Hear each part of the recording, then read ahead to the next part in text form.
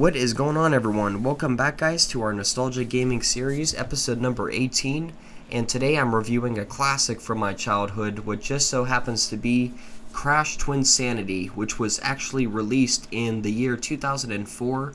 It was created and developed by Traveler's Tales, and they're a notorious company from my childhood as well, guys. I will be reviewing some of their other games in this series coming up.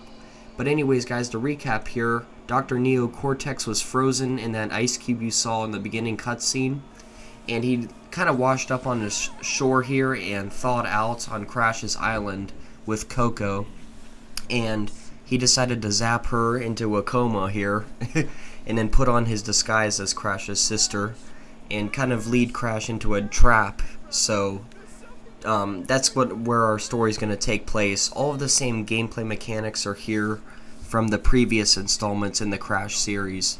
And one of the things I really enjoy about this game, it's kind of like an open world style game. Even though it's not open world, it's more linear. But it's kind of sandbox style, I guess you would call it, of a platformer. But it is one of my favorite Crash games.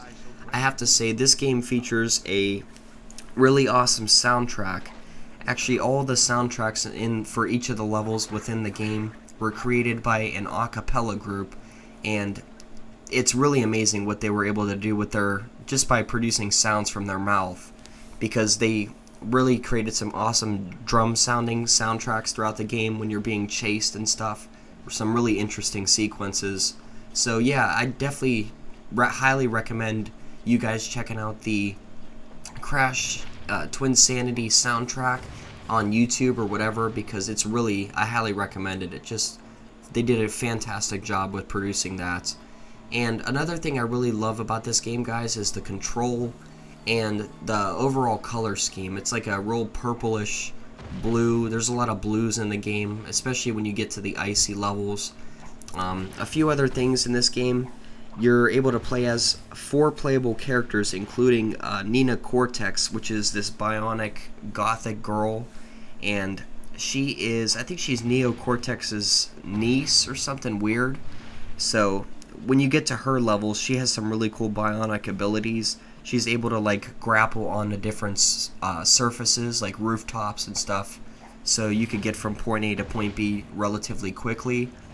And you'll notice you're able to play as Crash and Neo Cortex combined. You'll see later on in the gameplay clip where the second mission in the game, after you leave Crash's island here, you'll end up you'll start rolling down this tunnel, and you'll see once you defeat the first boss battle, the first boss in the game, we'll be rolling around here and you'll see what I'm talking about. By the way, guys, all the crystals and everything are within the levels if you want to get 100% on the game.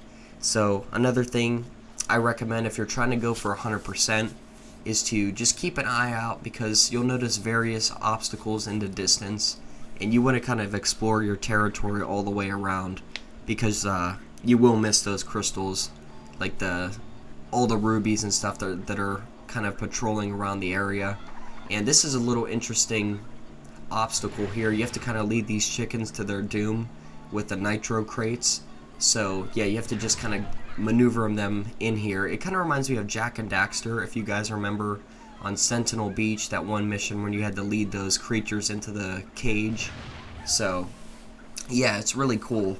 But anyways, guys, I'm just gonna go along here, collect more crystals, and a few other things I want to talk about in this game. On the game's cover, it actually says, "Faced with an evil force which is threatening their island home, Crash Bandicoot and Dr. Neo Cortex are forced to work together in their funniest Crash adventure ever.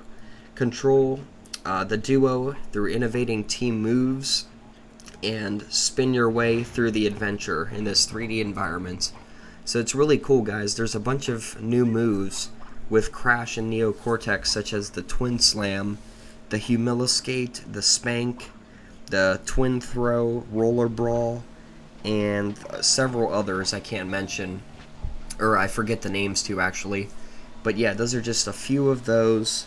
There's just amazing. There's also a rail slide level that comes later on in the game when you're sliding on these like train tracks or whatever in the icy environment. and it's really cool. You kind of have to dodge snowballs and stuff and other obstacles that pop up. One of the things I really love about this game, and it's why it's one of my favorite Crash games of all time, and it deserves a remake slash remaster, is because of the world itself. And I think they really perfected Crash's platforming and action adventure in this game, as well as the collectibles aspect, because the collectibles are scattered about. And I always thought the original Crash, the first trilogy for the PlayStation 1, was just a little bit too linear. Or it was non-linear, actually, because you were just going from, or no, it was linear, I should say, because you were just going from point A to point B, often with a fixed camera. But in this game, you're able to move freely, so it's very non-linear, which is one thing I really enjoy about this game. And even though it's made in 2004, it has a pretty decent graphics, I guess you could say. I highly recommend getting it on either... If you can get it on an emulator for the PC, that would probably be ideal if you're going for the high-end graphics or whatever, but it's not necessary with this Crash game, because really, if you saw my previous Nostalgia Gaming Series episode when we played Crash Wrath of Cortex, then you'll notice that game was really old, early 2000s, even early before this, prior to this game. This was actually the precursor to Twinsanity, I believe.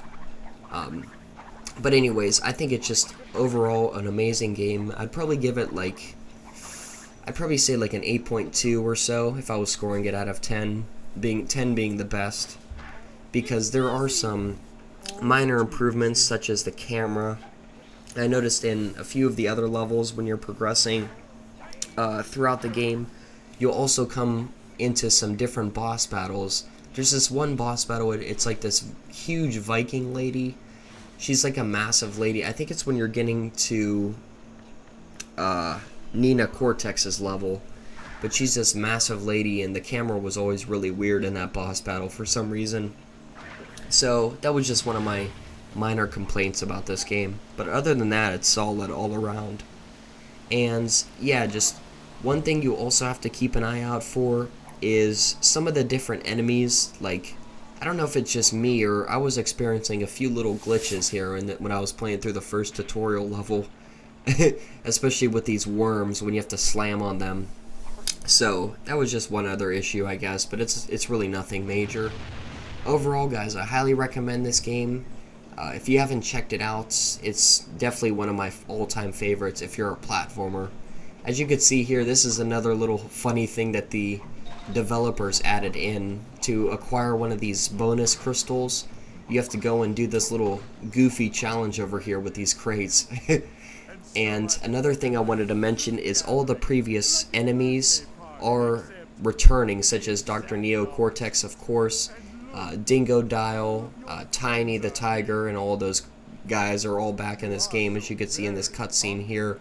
But this game really focuses on a new villain. There's these two birds that are like twins or whatever, and they come from this second dimension, and pretty much they're like the main villains in the game. There's these two birds. I forget their names exactly, but I haven't looked through the manual in years, and I kind of don't want to open it up right now.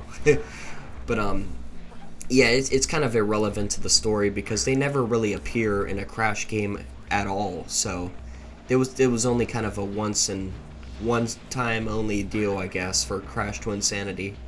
They just kind of wanted to progress the story along and add something different to the mix. But overall, guys, it's a really great game. Features a nice variety of levels as well as playable characters. There's 4 different playable characters, and these rolling missions, like I said, are back. These are my all-time favorite missions in the Crash series. They're just so much fun to play, guys. But anyways, thank you so much for watching this quick little Nostalgia Gaming Series episode. I will have more content coming throughout the rest of the week into the weekend from my NGS series and Ghost Recon Wildlands. Anyways, thanks for watching, guys, and have a great day, everyone.